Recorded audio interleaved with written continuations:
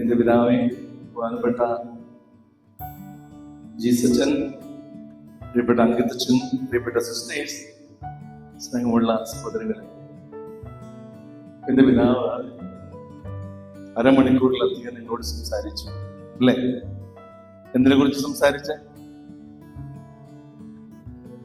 അത് മാത്രം ചോദിക്കാൻ പാടില്ല. എന്തിനെ കുറിച്ചാണ്? ജൂബിലിയെ കുറിച്ചാണ്. പരിശുദ്ധ പിതാവ് ഭാഗ്യസ്മരണാർഹനായ ഫ്രാൻസിസ് മാർപ്പാപ്പ നമ്മുടെ കർത്താവിന്റെ തിരുപ്പിറവിയുടെ 2025 ജൂബിലി ഒരു സാധാരണ ജൂബിലിയാണ്. മഹാജൂബിലി നമ്മൾ ആഘോഷിച്ചു. എന്നായിരുന്നത്? കർത്താവിന്റെ ജന്മത്തിന്റെ മഹാജൂബിലി എന്നായിരുന്നു? ഉറങ്ങാതിരിക്കാൻ ഞാൻ ചോദിക്കുന്നത്. 2000 ആണ്ടിലായിരുന്നു ജൂബിലി വർഷം. 2025 ജൂബിലി. ഇനി ഒരു വലിയ ജൂബിലി വരുന്നുണ്ട്, മനുഷ്യവർഗത്തിന്റെ വീണ്ടെടുപ്പിന്റെ ജൂബിലി. എന്നാത്? മനുഷ്യവർഗത്തിന്റെ വീണ്ടെടുപ്പിന്റെ മഹാജൂബിലി. എന്നാത്? ഈശോ മരിക്കുന്നത് എത്രാമത്തെ വയസ്സിലാണ്? 33. ഇനിയിപ്പോ എന്നാ? ഇനി 2033 ആണ്ട് മനുഷ്യവർഗത്തിന്റെ വീണ്ടെടുപ്പിന്റെ മഹാജൂബിലി വർഷം. പ്രിയപ്പെട്ടവരെ, ജൂബിലി വർഷത്തെ കുറിച്ച് എന്റെ പിതാവിന്റെ ആമുഖമെല്ലാം പറഞ്ഞു. ജൂബിലിയുടെ ഒരു ആപ്തവാക്യം ഉണ്ട്. എന്താ അത്? പ്രത്യാശയുടെ തീർത്ഥാടകനാവുക. കഴിഞ്ഞ 1-2 വർഷമായിട്ട് നിങ്ങളെല്ലാം ഓടുകയാണെന്ന് ഞാൻ മനസ്സിലാക്കുന്നത്. റാന്നിയിൽ ആളുകൾ ആരും നിൽക്കുന്നും അധികം ഇരിക്കുന്നുമില്ല. നിങ്ങളെല്ലാം ഓടുകയാണെന്നാ പറയുന്നത്. തീർത്ഥയാത്ര നിങ്ങൾ ഓടിക്കൊണ്ടിരിക്കുകയാണെന്നാണ്. ഫ്രാൻസിസ് മാർപ്പാപ്പ പറയുന്നത് പ്രത്യാശയുടെ തീർത്ഥാടകരാകണം നമ്മളെല്ലാം. എന്നിട്ട് പിതാവ് പറഞ്ഞു, അതിന് ബൂള ഇറക്കിയപ്പോൾ ആ ബൂളയ്ക്ക് പ്രത്യേകമായിട്ട് എടുത്ത വചനം റോമ 5:5. എന്താ അത്? പ്രത്യാശ നമ്മെ നിരാശയാക്കുന്നു. പ്രത്യാശ നമ്മെ നിരാശയാക്കുന്നത്. മലങ്കര ഫറോനെ നിരാശരാക്കാതെ ബിജുസാറും അബ്രാഹവും പോയി അല്ലെ, സമ്മാനമൊക്കെ മേടിച്ച് നമ്മുടെ മാനം കാത്തവരാണ്. നമ്മുടെ അതിരൂപതയിലെ മത്സരങ്ങളൊക്കെ പോയി സമ്മാനമൊക്കെ മേടിച്ച് നമുക്ക് വലിയ പ്രത്യാശ തന്ന 2 ആളുകൾ. ഇപ്പൊ നിരാശരാകാതെ പ്രത്യാശയോടെ നമുക്ക് മുന്നോട്ട് നീങ്ങാം. എന്നിട്ട് പരിശുദ്ധ പിതാവ് പറഞ്ഞ ഒരു കാര്യമുണ്ട്. ഈ മഹാജൂബിലിക്ക് 3 ലക്ഷ്യങ്ങൾ പറഞ്ഞു. 3 ലക്ഷ്യങ്ങൾ, വളരെ നിസ്സാരമായ 3 കാര്യങ്ങൾ ഓർത്തിരിക്കണം. 1, ഈശോയെ ആഘോഷിക്കുക. 2, സഭയെ ആഘോഷിക്കുക. 3, വിശ്വാസം ആഘോഷിക്കുക. ആരോഗ്യം ആഘോഷിക്കേണ്ടത്? ഈശോ, സഭ, വിശ്വാസം. അവസാന പരീക്ഷയുണ്ട്. 5 മിനിറ്റ് പിതാവ് ചോദ്യം ചോദിക്കും നിങ്ങളോട്. അപ്പം 3 ലക്ഷ്യങ്ങളുണ്ട്. എന്തൊക്കെയാണ്? ഈശോ, സഭ, ഇതെല്ലാം ആഘോഷിക്കണം. ഇത് 3 ആഘോഷിക്കണം. ഇത് ആഘോഷിക്കാൻ പരിശുദ്ധ പിതാവ് പറഞ്ഞു, 2ാം വത്തിക്കാൻ കൗൺസിലിനെ കുറിച്ചുള്ള പ്രമാണരേഖകൾ നിങ്ങൾ പഠിക്കണം. എളുപ്പമുള്ള കാര്യമല്ല പറയാൻ പോകുന്നത് കേട്ടോ, കുറച്ച് കടുകട്ടിയുള്ള കാര്യമാണ്. 2ാം വത്തിക്കാൻ കൗൺസിലിനെ കുറിച്ചുള്ള പ്രമാണരേഖകൾ പഠിക്കണം. അല്ലെ, സാർവത്രിക സുനോദോസ് പിതാവ് 4 കൗൺസിലിനെ കുറിച്ച് പറഞ്ഞല്ലേ? എന്നാ ആദ്യത്തെ കൗൺസില്? AD 325 തുടങ്ങി 1965 വരെ തീർന്ന എത്ര കൗൺസിലുകളുണ്ട്? സാർവത്രിക സഭയിൽ എത്ര സുനോദോസുകളുണ്ട്? 21. കൈയടിച്ചവന് അന്ന് കൈയടി പോരാ, നമുക്ക് ആത്മാർത്ഥയില്ല. 21 സുനോദോസ് ഉണ്ട്. അത് അവസാനത്തെ സുനോദോസാണ് 2ാം വത്തിക്കാൻ കൗൺസിൽ. 1962 ഒക്ടോബർ മാസം 11-ാം തീയതി തുടങ്ങി 965 ഡിസംബർ മാസം 8-ാം തീയതി തീർന്ന 2ാം വത്തിക്കാൻ കൗൺസിൽ. അതിൽ 16 പ്രധാനപ്പെട്ട പ്രമാണരേഖകളുണ്ട്. 4 പ്രധാനപ്പെട്ട കോൺസ്റ്റിറ്റ്യൂഷൻസ്, 9 ഡിഗ്രികള്, 3 പ്രഖ്യാപനങ്ങള്. അങ്ങനെ 16 പ്രമാണരേഖകൾ. 4 കോൺസ്റ്റിറ്റ്യൂഷൻസ്, 9 ഡിഗ്രികള്, 3 പ്രഖ്യാപനങ്ങള്. സാർവത്രിക സുനോദോസ് വിളിച്ചുകൂട്ടുന്ന ആരാ? റോമിലെ മെത്രാനും പത്രോസിൽ മുൻഗാമിയുമായ മാർപ്പാപ്പ വിളിച്ചുകൂട്ടുന്നതാണ്. അത് പൗരസ്ത്യ പാശ്ചാത്യ സഭയിലെ എല്ലാവർക്കും വേണ്ടി പ്രത്യേകമായിട്ട് വിളിച്ചു കൂട്ടുന്നതാണ് ഈ സാർവത്രിക സുന്നത ദിവസം.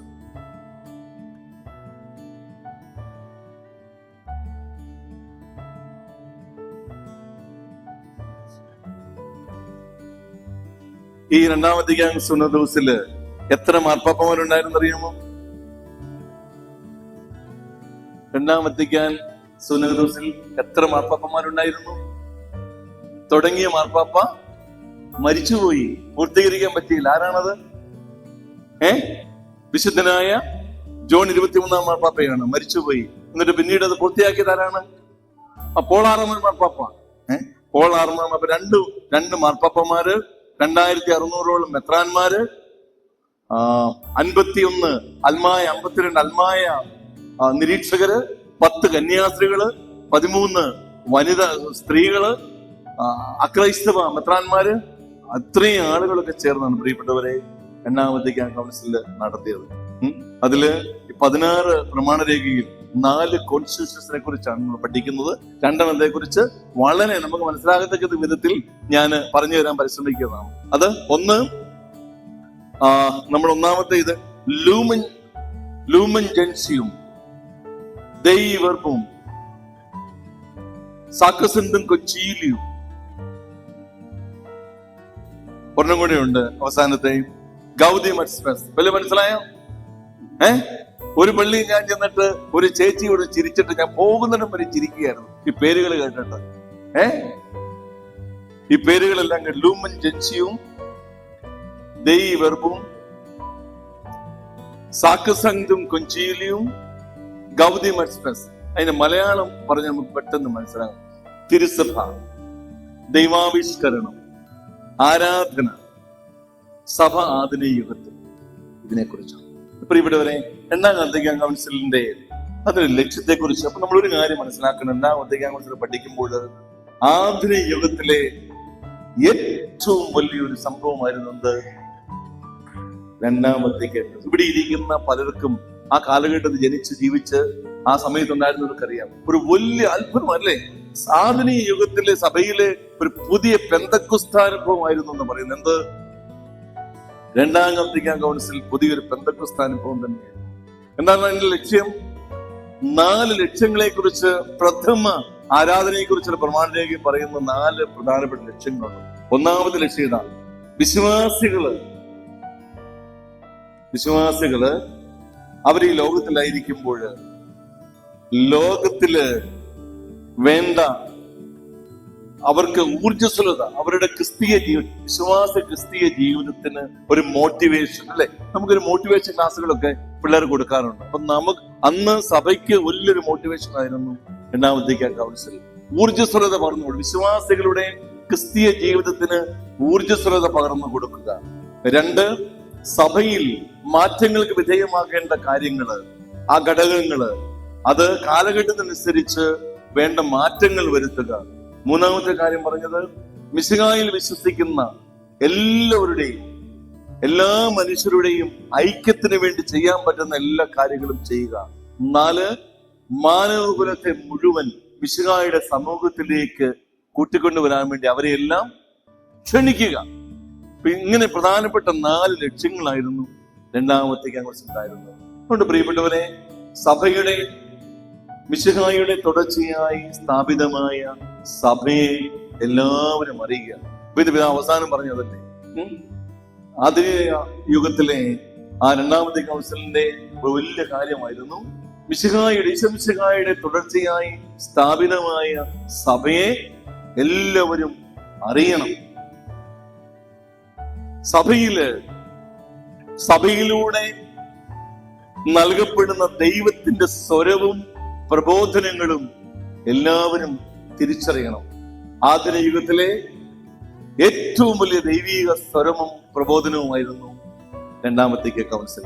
പ്രിയപ്പെട്ടവരെ, ആ കൗൺസിലിന്റെ 1-ാമത്തെ പ്രമാണരേഖയായ തിരുസഭയെ കുറിച്ച് നമ്മൾ പഠിക്കുമ്പോൾ തിരുസഭയിൽ തന്നെ ഇതെല്ലാം ദൈവശാസ്ത്ര വീക്ഷണങ്ങൾ കേട്ടോ.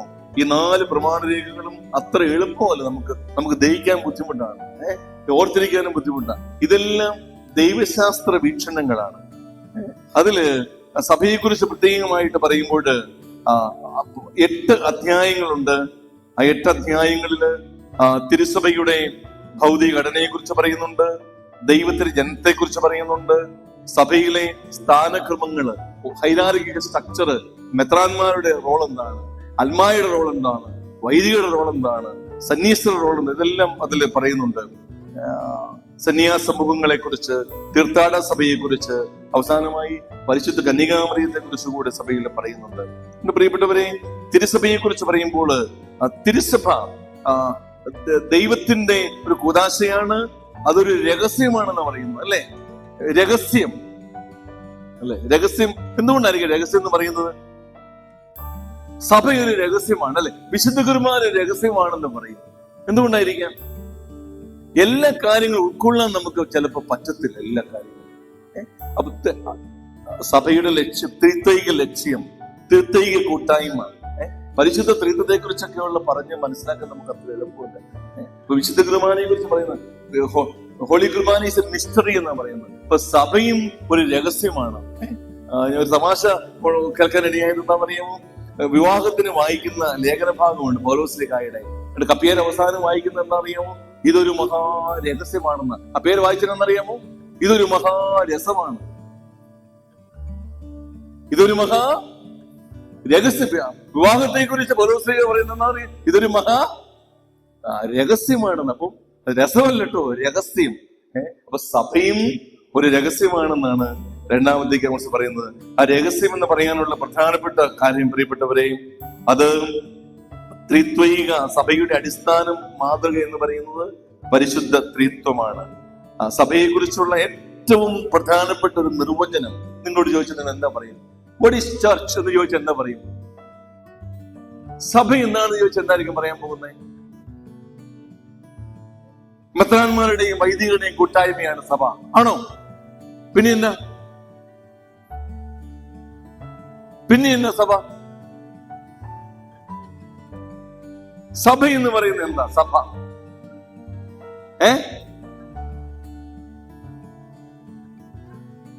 കർത്താവിന് മണവാട്ടിയാണ് സഭ. ശരിയാണ്. Church is A mystical body of Christ എന്ന് പറയും. ക്രിസ്തുവിന്റെ ഭൗതിക ശരീരമാണ് സഭ, അങ്ങനെയും പറയും. പക്ഷേ ഏറ്റവും നല്ല ഒരു നിർവചനം രണ്ടാമത്തേക്ക് കൗൺസിൽ നൽകിയത് എന്താണെന്നറിയോ? Church is A people of God. എന്താ അത്? സഭ എന്ന് പറയുന്നത് ദൈവജനമാണ്. ഒന്ന് പറഞ്ഞ എല്ലാവരും, സഭ ദൈവജനമാണ്. ഇപ്പൊ ദൈവജനത്തിന്റെ കൂട്ടായ്മയാണ് സഭ. നമ്മൾ ദൈവജനമാകുന്ന എപ്പോഴാ? റാന്നി പള്ളിയിലെ ദേവാലയത്തിൽ എല്ലാവരും ഒന്നിച്ചു വരുമ്പോഴാണോ ദൈവജനമാകുന്നത്? ആണോ? നമ്മൾ ഒരാൾ ദൈവജനമാകുന്ന, അല്ലെങ്കിൽ നമ്മൾ ദൈവജനമായി തീരുന്നത് എപ്പോഴാ? ഒരു വ്യക്തി മാമോദീസായിലൂടെയാണ് അല്ലെ. മാമോദീസായിലൂടെ നമുക്ക് കൈവരുന്ന വലിയ സൗഭാഗ്യമാണ് ചൈൽഡ് ഓഫ് ഗോഡ്. ദൈവത്തിന്റെ പുത്രൻ അല്ലെ പുത്രിയായിട്ട് നമ്മൾ മാറുന്നു. എന്റെ പ്രിയപ്പെട്ടവരെ, സഭ ദൈവജനമാണ്. മാമോദീസ സ്വീകരിച്ച എല്ലാവരും അതിൽ അംഗങ്ങളാണ്. അപ്പൊ അൽമായരാരാ? അച്ഛൻ, ഞാൻ അൽമായനാണോ? സംശയമായിരുന്നു. ഞാൻ അൽമായനാണോ? അൽമായരാരാ? അൽമായരാരാ? ഈ സിസ്റ്റേഴ്സ് അൽമായരാണോ? ഹലോ, ആണോ? സിസ്റ്റർമാർ അൽമായരാണോ? ആണോ? അൽമായരാരാ? പൗരോഹിത്യം സ്വീകരിക്കാത്തവരും സന്യാസ സഭയിൽ അംഗങ്ങളാകാത്തവരുമായ ആളുകൾ എല്ലാവരുമാണ് ആര്? നിങ്ങളാരാ? അൽമായരാ? അൽമായരാ? ഇപ്പൊ ഞാൻ ഒരു സ്ഥലത്ത് ചോദിച്ചു, അൽമായർക്ക് വലിയ ദൗത്യ സഭയിലുണ്ട്, അൽമായരുടെ ദൗത്യം എന്താണെന്ന് പറയാമെന്ന് ചോദിച്ചപ്പോൾ ഒരാൾ എണീറ്റ് പറഞ്ഞു. എന്ത് പറഞ്ഞെന്നറിയാമോ? കൈമുത്തപ്പോ സ്തോത്ര കാഴ്ചയിടുക, അതാണ് അൽമായന്റെ ദൗത്യം. ആണോ? ആണോ? എന്നോട് പറഞ്ഞതാ. അൽമായർക്ക് സഭയിൽ, എന്റെ പ്രിയപ്പെട്ട സഹോദരങ്ങളെ, അൽമായർക്ക് നമ്മുടെ സഭയിൽ വലിയ ദൗത്യങ്ങളുണ്ട്. മാമൂസ സ്വീകരിച്ച് മിശിഹായുടെ പൊതു പൗരോഹിത്യത്തിൽ അംഗങ്ങളായി തീർന്നവരാണ് എല്ലാ അൽമായരും. രാജകീയ, പ്രവാചക, പ്രേക്ഷിത ദൗത്യം എല്ലാ അൽമായർക്കുമുണ്ട്. ഇന്നത്തെ പ്രത്യേകത എന്താ? ഒക്ടോബർ മാസം 19-ാം തീയതി ഇന്നത്തെ പ്രത്യേകത എന്താ? ആഗോള കത്തോലിക്ക സഭ ഇന്ന് മിഷൻ ഞായറായിട്ട് ആചരിക്കുന്ന ദിവസമാണ്. അതുകൊണ്ട് പ്രിയപ്പെട്ടവരെ, എല്ലാ അൽമായർക്കും ഒരു വലിയ ദൗത്യമുണ്ട്. എന്താ അത്? പ്രേക്ഷിത ദൗത്യം. എന്താ അത്? ക്രിസ്തുവിനെ കൊടുക്കുക, ക്രിസ്തുവിന് സാക്ഷ്യം കൊടുക്കുക എന്നുള്ള ഏറ്റവും വലിയ ദൗത്യം എല്ലാ അൽമായർക്കുമുണ്ട് എന്നുള്ളൊരു കാര്യം നമ്മൾ മറക്കാതെ പഠിക്കാനായിട്ട് നമുക്ക് പറ്റട്ടെ. അതുകൊണ്ട് നമ്മളെപ്പോഴും ഓർക്കണം, ദൈവജനമാണ് സഭ എന്ന് പറയുന്നത്. ആ സഭയ്ക്ക് ചില പ്രത്യേകതകളുണ്ട്. ഒന്നാമത്തെ പ്രത്യേകത തീർത്ഥാടക സമൂഹമാണ്, അല്ലെ? പ്രത്യാശ തീർത്ഥാടകം എന്ന വാക്യം അത് ചേർന്നത്. തീർത്ഥാടക സമൂഹമാണ് നമ്മളെല്ലാവരും. കർത്താവിന്റെ പ്രത്യേകമായ തെരഞ്ഞെടുത്ത അജഗണങ്ങളാണ് നമ്മളെല്ലാവരും. പുതിയ ജെറുസലേം, സ്വർഗീയ ജെറുസലേമിലെ അംഗങ്ങളാണ് നമ്മളെല്ലാവരും എന്നുള്ള വലിയ പ്രത്യേകത ദൈവജനത്തുണ്ട്. സഭ, ദൈവജനം നമുക്കറിയാം, അത് എല്ലാവരും കൂടെ ചേർന്നാണ് സഭ എന്ന് പറയുന്നത്. മാർപ്പാപ്പായും മെത്രാന്മാരും വൈദികരും സന്യസ്തരും അൽമായരും എല്ലാവരും കൂടെ ചേർന്നാണ് സഭ. സഭയിലെ അധികാരം എന്ന് പറയുന്നത് എന്താണെന്നറിയാമോ? എന്താ അധികാരം? സഭയിലെ അധികാരം എന്താ? ചെവിക്ക് പിടിക്കില്ല, പോലീസിന്റെ പണിയാണോ? ആണോ? അല്ല. സഭയിലെ അധികാരം എന്ന് പറയുന്നത്, പ്രിയപ്പെട്ടവരെ, അത് ശുശ്രൂഷയുടെ അധികാരം, സേവനത്തിന്റെ അധികാരമാണ്. ശുശ്രൂഷിക്കപ്പെടാനല്ല, ശുശ്രൂഷിക്കാനും അനേകരുടെ മോചനദ്രവ്യമായി തീരുവാനും വേണ്ടിയാണ് പ്രത്യേകമായിട്ട് ദൈവം നമ്മളെ വിളിച്ചത്. അതുകൊണ്ട് സഭയിലെ അധികാര ശ്രേണി എന്ന് പറയുന്നത് ഒരു ഹൈറാർക്കിക്കൽ സ്ട്രക്ചറാണ്. അതൊരു പിരമിഡ് സ്ട്രക്ചർ അല്ല. അതിങ്ങനെ ഇരിക്കും സഭയുടെ അധികാര ശ്രേണി. അതിന്റെ സ്ട്രക്ചർ ഈജിപ്തിലൊക്കെ ചെന്നാൽ അറിയാം. എന്താണ് ഈജിപ്തിലെ പ്രത്യേകത? എന്താണ്? ഈജിപ്ഷ്യൻ പിരമിഡ്സ് ഉണ്ട്, പിരമിഡ്സ്. അപ്പം അതുപോലെയാണ് സഭയുടെ അധികാര ശ്രേണി. ഇപ്പൊ മാർപ്പാപ്പ, കർദിനാളന്മാര്, മെത്രാപ്പൊലീത്തന്മാര്, മെത്രാന്മാര്, വൈദികര്, അൽമായര്, അങ്ങനെയാണ് സഭയുടെ ഒരു പ്രത്യേകമായ അധികാര ശ്രേണി എന്നുള്ള കാര്യം.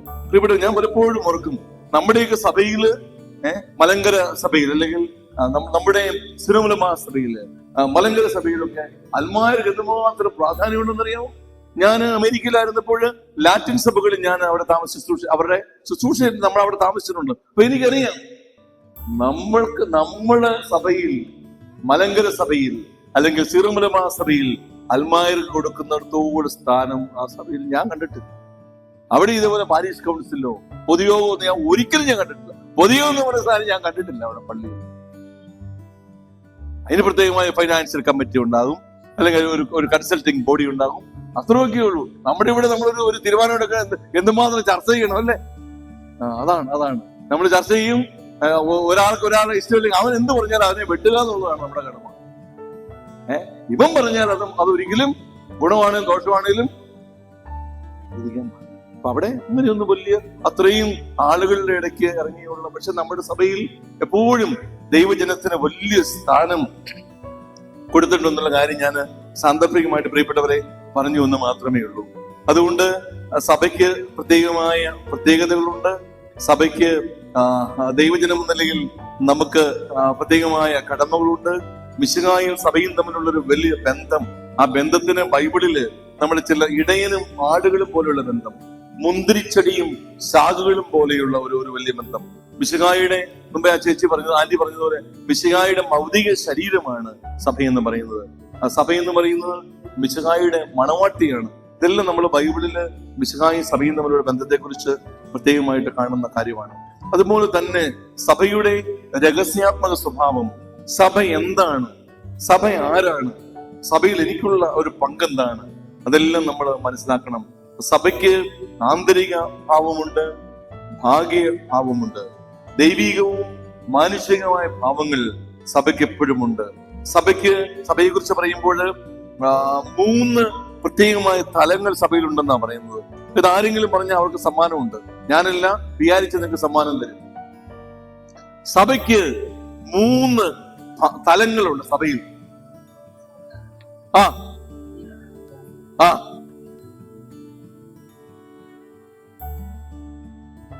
ഞാൻ ഉദ്ദേശിച്ച രീതിയിലല്ല ആൻസർ പറഞ്ഞതെങ്കിലും ഈ ആന്റി പറഞ്ഞ ആൻസർ വളരെ ശരിയാണ്.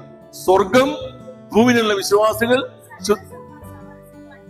അതാണ് കറക്റ്റ്. കൈയടിച്ച് നന്നായിട്ട്.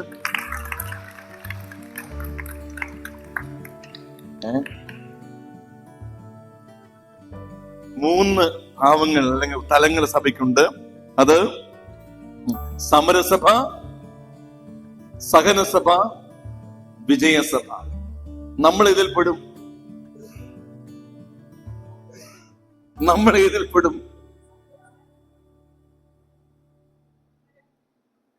നമ്മൾ ഒന്നിലും പിടികയെന്ന് വിചാരിച്ചാണ് ഇരിക്കുന്നത്. നമ്മൾ ഇതിൽപ്പെടും. നമ്മൾ അവിടെയും പെടും ഇവിടെയും പെടും. ആണോ? അല്ല, നമ്മള് സമരസഭയാണ്, തീർത്ഥാടക സഭയിലെ അംഗങ്ങളാണ് നമ്മൾ. അടുത്തത് സഹനസഭ. അതാരാണ്? അത് വിശുദ്ധീകരണ സഭ എന്ന് പറയും. ശുദ്ധീകരണ സ്ഥലത്തിലെ ആത്മാക്കള് വസിക്കുന്ന സ്ഥലമാണ് സഹനസഭ. 3ാമതാണ് വിജയസഭ, മൗക്തീകരണ സഭ, മൗക്തിക സഭ എന്ന് പറയും. അതുകൊണ്ട് പ്രിയപ്പെട്ടവരെ, നമ്മളെല്ലാം തീർത്ഥാടനം ചെയ്യുന്നു. എങ്ങോട്ടാ തീർത്ഥാടനം ചെയ്യുന്നത്? ഇവിടുന്ന് വീട്ടിലേക്ക് പോകുന്നു, അവിടുന്ന് അങ്ങാടിയിലേക്ക് പോകുന്നു, അവിടെ തിരിച്ച് ആണോ നമ്മൾ തീർത്ഥാടനം ചെയ്യുന്നത്? എങ്ങോട്ടാ? സ്വർഗത്തിലേക്കാണ് തീർത്ഥാടനം. അതുകൊണ്ടല്ലേ എന്റെ ദേശം ഇവിടെ ഞാൻ പരദേശ വാസിയാണല്ലോ, അകരെയാണ്. അങ്ങനെയാണ്. അതുകൊണ്ട് നമ്മുടെ പ്രിയപ്പെട്ടവരെ, തീർത്ഥയാത്ര സ്വർഗത്തിലേക്കാണെന്നുള്ള കാര്യം വിസ്മരിക്കാൻ നമുക്ക് യാത്ര ചെയ്യാം. ഈ തിരുസഭയെ കുറിച്ചുള്ള പ്രമാണത്തെ അവസാനം പരിശുദ്ധ മാതാവിനെ കുറിച്ച് പറയുന്നു. പരിശുദ്ധ അമ്മയ്ക്ക് സഭയിൽ എന്നും വലിയ സ്ഥാനമുണ്ട്. സഭ കൊടുത്തിരിക്കുന്ന സ്ഥാനം എന്താണെന്നറിയാമോ? പരിശുദ്ധ മാതാവിന്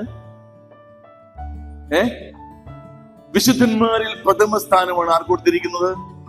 പരിശുദ്ധ മാതാവിന്, അല്ലെ? നമ്മുടെ മലങ്കര ആരാധനയിൽ പരിശുദ്ധ മാതാവിന് എന്തുമാത്രം വലിയ സ്ഥാനമുണ്ട്, അല്ലെ? ദൈവമാതാവിനെ കുറിച്ചൊക്കെ പിതാവ് ആ ഒരു പേരിനെ കുറിച്ച് പ്രത്യേകമായിട്ട് സുന്നതോസിൽ സംഭവിച്ച കാര്യങ്ങളൊക്കെ പറഞ്ഞു, അല്ലെ? ദൈവമാതാവിന് നമ്മൾ എന്തുമാത്രം സ്ഥാനം കൊടുക്കുന്നുണ്ട്. പരിശുദ്ധ അമ്മയ്ക്ക് അത്രമാത്രം സ്ഥാനം സഭയ്ക്ക്, വിശുദ്ധന്മാരിൽ പ്രഥമ സ്ഥാനം അമ്മയ്ക്ക് കൊടുക്കുന്നു. പ്രിയപ്പെട്ടവരെ, അമ്മയോടുള്ള വണക്കം. അമ്മയെ ആരാധിക്കുന്നുണ്ടോ? ഇല്ല. അമ്മയോട് നമുക്കുള്ളത് എന്താ? അമ്മയുടെ മാധ്യസ്ഥം തേടുന്നു, മധ്യസ്ഥ പ്രാർത്ഥന നടത്തുന്നു, അമ്മയുടെ മാധ്യസ്ഥം തേടുന്നു. അമ്മ, അല്ലെ? ജപമാല. ഇത് ഇപ്പൊ ജപമാല മാസം, നമ്മൾ ജപമാല ചൊല്ലി പ്രാർത്ഥിക്കുന്നു. ഇതെല്ലാം എന്തിനു വേണ്ടിയാ? ഈശോയെ കൂടുതൽ അറിയാനാ. മറിയം വഴി ആരിലേക്കാ പോകുന്നത്? മറിയം വഴി ഈശോയിലേക്ക് നമ്മൾ നടന്നു നീങ്ങുകയാണ്. അതുകൊണ്ട് എന്റെ പ്രിയപ്പെട്ടവരെ, പരിശുദ്ധ അമ്മയ്ക്കുള്ള സ്ഥാനം, നമ്മുടെ കുർബാന നമ്മൾ അറിയണം. വിശുദ്ധന്മാരിൽ പരിശുദ്ധ അമ്മ കഴിഞ്ഞ് നമ്മൾ മലങ്കര സഭയിൽ ഏറ്റവും കൂടുതൽ സ്ഥാനം കൊടുക്കുന്ന ആർക്കാന്നറിയാമോ?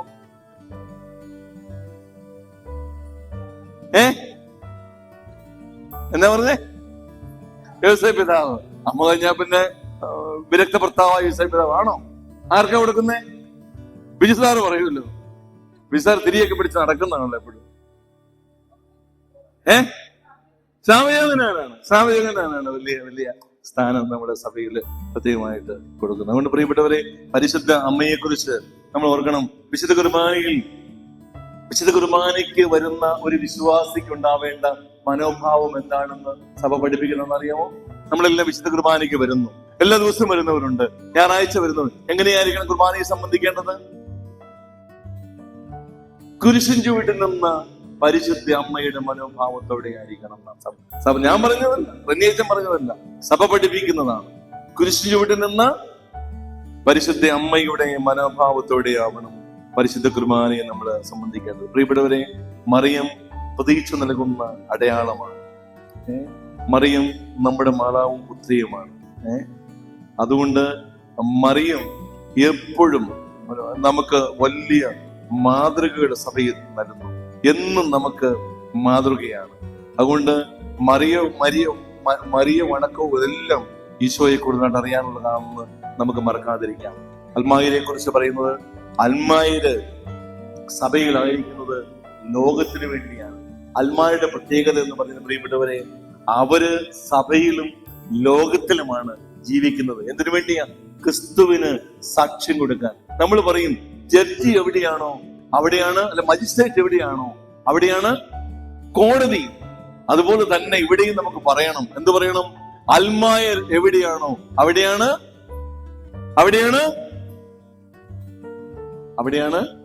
സഭ. അൽമായർ എവിടെയാണോ അവിടെയാണ് സഭ. അതുകൊണ്ട് അത്രമാത്രം വലിയ സ്ഥാനമാനങ്ങൾ അൽമായർക്കുണ്ട്. സത്യത്തിന് സാക്ഷ്യം വഹിക്കാനുള്ള വലിയ കാര്യം. സഭ ലോകത്തിലായിരിക്കുന്നത് അൽമായറിലൂടെയാണ്. അതുകൊണ്ട് അൽമായർക്ക് സാക്ഷ്യം കൊടുക്കാനുള്ള ഏറ്റവും ഉത്കൃഷ്ടമായ വേദി എന്ന് പറയുന്നത് കുടുംബത്തിലാണ്. കുടുംബത്തിൽ സാക്ഷ്യം കൊടുത്ത് തുടങ്ങണം, സമൂഹത്തിൽ കൊടുക്കണം, തൊഴിൽ രംഗത്ത് കൊടുക്കണം. ഒരു തിരുത്തൽ ശക്തിയായി നമുക്ക് മാറാൻ പറ്റണമെങ്കിൽ നമ്മളായിരിക്കുന്ന മേഖലകളിൽ വിശുദ്ധിയുടെ ശക്തിയായി മാറുമ്പോഴാണ് അതിന് പറ്റുന്നത്. അതുകൊണ്ട് നമ്മൾ ഈ ലോകത്തിലായിരിക്കുന്നത് ലോകത്തെ വിശുദ്ധീകരിക്കാൻ വേണ്ടിയാണെന്ന് മറക്കാതിരിക്കാം. എല്ലാവരും വിളിക്കപ്പെട്ടിരിക്കുന്നത് വിശുദ്ധിയിലേക്കാണെന്ന പരിശുദ്ധനായ പൗലോസ് അപ്പോസ്തലൻ പറയുന്നത്. ഇതാണ് ദൈവഹിതം, നമ്മുടെ വിശുദ്ധീകരണം. അത് നമുക്ക് മറക്കാതിരിക്കാം. എന്റെ പ്രിയപ്പെട്ടവരെ, ഞാൻ ഒന്നാമത്തെ ഒരു ചിന്ത പറഞ്ഞു. രണ്ടാമത്തെ വളരെ പെട്ടെന്ന് ഒരു 5 മിനിറ്റ് കൊണ്ട് പറഞ്ഞ് നിർത്തുകയാണ്. രണ്ടാമത്തെ പ്രമാണരേഖ എന്ന് പറയുന്നത് ദൈവവും ദൈവാവിഷ്കരണം. ദൈവാവിഷ്കരണം എന്ന് പറഞ്ഞാൽ അത് ദൈവത്തിന്റെ വെളിപാടിനെ കുറിച്ചാണ്. ദൈവത്തിന്റെ വെളിപാട് അത് വിശുദ്ധ ലിഖിതങ്ങളുടെ ദൈവനിവേശനത്തെ കുറിച്ചും അതിന്റെ വ്യാഖ്യാനങ്ങളെ കുറിച്ചും ഒക്കെ വളരെ വ്യക്തമായിട്ട് ഈ ഒരു പ്രമാണരേഖയിൽ പ്രത്യേകമായിട്ട് പറയുകയാണ്. അതുകൊണ്ട് ക്രിസ്തീയ വെളിപാടിനെ കുറിച്ച്, അതിന്റെ അടിസ്ഥാനങ്ങളെ കുറിച്ച് ഈ പ്രമാണരേഖയിൽ പഠിപ്പിക്കുന്നു. ദൈവത്തിന്റെ സ്വയം വെളിപ്പെടുത്തലാണ് വെളിപാടെന്ന് നമുക്കറിയാം. എല്ലാ വെളിപാടിന്റെയും മധ്യസ്ഥനും പൂർണ്ണതയും വിശുദ്ധാത്മാവാണ്. വെളിപാടിന്റെ ലക്ഷ്യം എന്ന് പറയുന്നത്, എല്ലാ വെളിപാടുകളുടെയും ലക്ഷ്യം മനുഷ്യരക്ഷയാണ്. മനുഷ്യരക്ഷയ്ക്ക് വേണ്ടിയാണ് വെളിപാടുകളെല്ലാം സംഭവിച്ചിരിക്കുന്നത്. നമുക്ക് വെളിപാട് കിട്ടുന്നത് എങ്ങനെയാണ്? 3 കാര്യങ്ങളിലൂടെയാണ് ദൈവിക വെളിപാട് നടക്കുന്നത്. എന്തൊക്കെയാണെന്ന് അറിയാമോ? 1, വിശുദ്ധ ബൈബിളിലൂടെ എഴുതപ്പെട്ട വചനങ്ങളിലൂടെ. 2, വിശുദ്ധ പാരമ്പര്യങ്ങളിലൂടെ. 3, സഭയുടെ പ്രബോധന അധികാരത്തിലൂടെയാണ്. അതുകൊണ്ട് ഈ 3 കാര്യം ഓർത്തിരിക്കണം. ഞാൻ ആദ്യം ഒരു 3 കാര്യം നിങ്ങളോട് പറഞ്ഞു. ഈ ജൂബിലിയുടെ ലക്ഷ്യം ആരെയൊക്കെ ആഘോഷിക്കാനാണ്? ഈശോയെ, സഭയെ, വിശ്വാസത്തെ. അതുപോലെ തന്നെ ദൈവിക വെളിപാട് നമുക്ക് ലഭിക്കുന്നത് 3 കാര്യങ്ങളുണ്ട്. എന്തൊക്കെയാണത്? എഴുതപ്പെട്ട വിശുദ്ധ ബൈബിളിലൂടെ, വിശുദ്ധ പാരമ്പര്യങ്ങളിലൂടെ, 3 സഭയുടെ പ്രബോധന അധികാരത്തിലൂടെ. അതുകൊണ്ട് പ്രിയപ്പെട്ടവരെ, അപ്പസ്തോലന്മാര് കൈമാറി തന്നതാണ് നമുക്ക് ഈ വിശുദ്ധ ബൈബിളും പാരമ്പര്യങ്ങളും എല്ലാം. പാരമ്പര്യങ്ങളുടെ തുടർച്ചയുടെ ഒരു കാലത്താണ് വിശുദ്ധ ഗ്രന്ഥങ്ങളുടെ ഒരു അടിസ്ഥാനപരമായ തുടക്കമെന്ന് നമുക്കറിയാം. വിശുദ്ധ ഗ്രന്ഥം ഇല്ലാത്തിടത്ത് വിശുദ്ധ പാരമ്പര്യമുണ്ട്. അത് നമ്മൾ മറക്കാതിരിക്കണം. വിശുദ്ധ ഗ്രന്ഥത്തെ എന്തില്ല? അതെവിടെയുണ്ട്? പാരമ്പര്യങ്ങളിലുണ്ട്. പരിശുദ്ധി അമ്മ ആത്മശരീരങ്ങളോട് എടുക്കപ്പെട്ടു. ബൈബിളിലുണ്ടോ? ഉണ്ടോ? ഇല്ല. അത് നമുക്ക് പാരമ്പര്യങ്ങളിലൂടെ ലഭിക്കുന്നതാണ്. അപ്പം വിശുദ്ധ ഗ്രന്ഥം കൂടുതൽ അറിയുന്നത് വിശുദ്ധ പാരമ്പര്യങ്ങളിലൂടെയാണെന്നുള്ള കാര്യം നമുക്ക് മറക്കാതിരിക്കാം. രണ്ടിന്റെയും, വിശുദ്ധ ബൈബിളിന്റെയും പാരമ്പര്യങ്ങളുടെയും ഉത്ഭവം അത് ഒരു സ്രോതസ്സാണ്. അത് ഒരു ലക്ഷ്യത്തിലേക്ക് നമ്മെ നയിക്കുന്നു. വിശുദ്ധ പാരമ്പര്യങ്ങളും വിശുദ്ധ ഗ്രന്ഥവും ഒരേ ബഹുമാനത്തോടും ആദരവും കൂടി സ്വീകരിക്കാനായിട്ട് നമുക്ക് എല്ലാവർക്കും പറ്റട്ടെ. അതുകൊണ്ട് എന്റെ പ്രിയപ്പെട്ട മാതാപിതാക്കന്മാരെ, സഹോദരങ്ങളെ, ദൈവിക വെളിപാടിന്റെ എല്ലാ ലക്ഷ്യം മനുഷ്യരക്ഷയാണെന്നുള്ള കാര്യം മറക്കാതിരിക്കുക. പാരമ്പര്യങ്ങളിൽ കുറ്റം കൊള്ളുന്നവരാണ് ആര്? പാരമ്പര്യങ്ങളിൽ കുറ്റം കൊള്ളുന്നവരാണ് ആര്? കാനായിക്കാർ, നമ്മളെല്ലാവരും അല്ലെ? പാരമ്പര്യങ്ങളെ വിശ്വാസം പോലെ തന്നെ മുറുകെ പിടിക്കുന്നവരാണ്. അപ്പൊ പാരമ്പര്യങ്ങൾ അത് നന്നായിട്ട് നമ്മൾ പാലിക്കപ്പെടണം. കാരണവന്മാരിലൂടെ കൈമാറി കിട്ടിയ നല്ല മഹത്തായ എന്തുമാത്രം പാരമ്പര്യങ്ങളുണ്ട്. അതൊക്കെ നന്നായിട്ട് കീപ്പ് ചെയ്യുക. അത് വികലമാക്കാനായിട്ട് നമ്മൾ അനുവദിക്കരുത്, അല്ലെ? പാരമ്പര്യങ്ങൾ എന്തുമാത്രം പാരമ്പര്യങ്ങൾ നമ്മൾ കൂട്ടിച്ചേർക്കും, ഇല്ലാക്കും.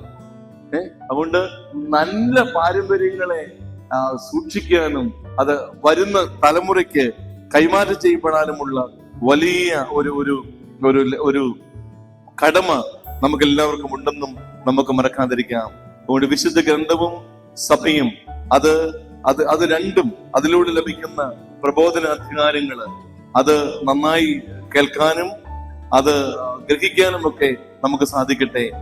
വിശുദ്ധ ലിഖിതങ്ങളെ കുറിച്ചുള്ള അജ്ഞത എന്ന് പറയുന്നത് മിശിഹായെ കുറിച്ച് തന്നെയുള്ള അജ്ഞതയാണെന്നുള്ള കാര്യവും നമുക്ക് ഓർക്കാം. എല്ലാ ദിവസവും ബൈബിള് വായിക്കാനും പഠിക്കാനും ലോഗോസ് ക്രിസ്തു പോലുള്ള കാര്യങ്ങള് അതൊക്കെ എന്തിനാ?